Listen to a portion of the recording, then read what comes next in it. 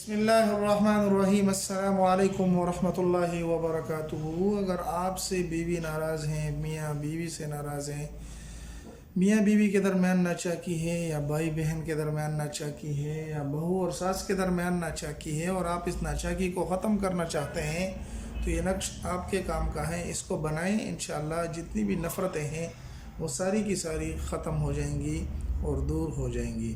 लेकिन याद रहे कि नक्श सिर्फ जायज़ मकसद के लिए बनाना है, नाजायज़ मकसद के लिए बिल्कुल भी ना बनाएं। अब आते हैं नक्श को बनाना किस तरीके से है, किस दिन बनाना है, किस रंग के पेन के साथ बनाना है। तो भाई सबसे पहले तो ये है कि आप किसी भी दिन बना सकते हैं, किसी भी रंग के पेन के साथ बना सकते हैं, लेकिन अगर ज़ाफ़रान मिल जाए तो बहुत ही अच्छा है।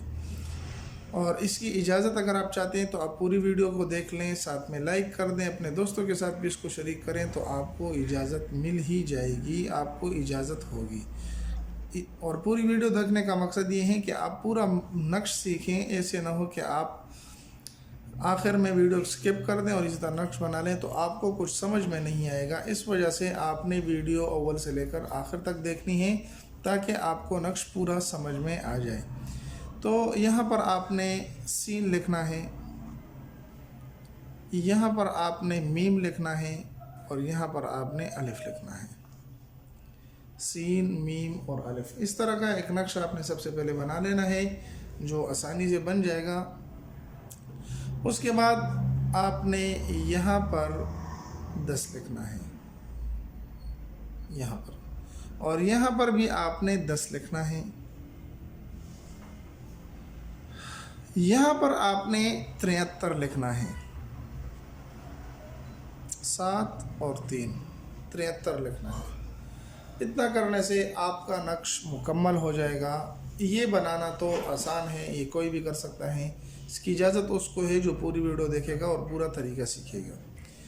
तो अगर आपकी जो भी नफ़रत हैं, जिसके साथ भी नफ़रत हैं, और आप कहते हैं कि वो ख़त्म हो जाए, तो ये नक्श आप बना लें। पहला काम ये करना है, इसके नीचे आपने अभी जिसको राज़ी करना है, जिसके साथ अपना ताल्लुक़ दोबारा कायम करना है, तो यहाँ पर उसका नाम और उसके वालदा का नाम लिखना है, फ़लाँ बिन फ़लाँ।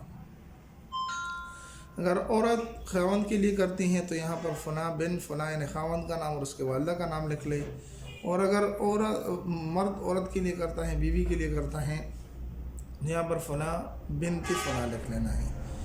इतना करने के बाद आपने करना ये है कि इस नक्श के साथ थोड़ी सी कोई मीठी चीज़, कोई शक्कर वग़ैरह बांध कर किसी सुनसान जगह में इसको आपने किसी दरख्त के साथ लटका देना है। लेकिन ध्यान रहे कि आपको कोई देखे ना।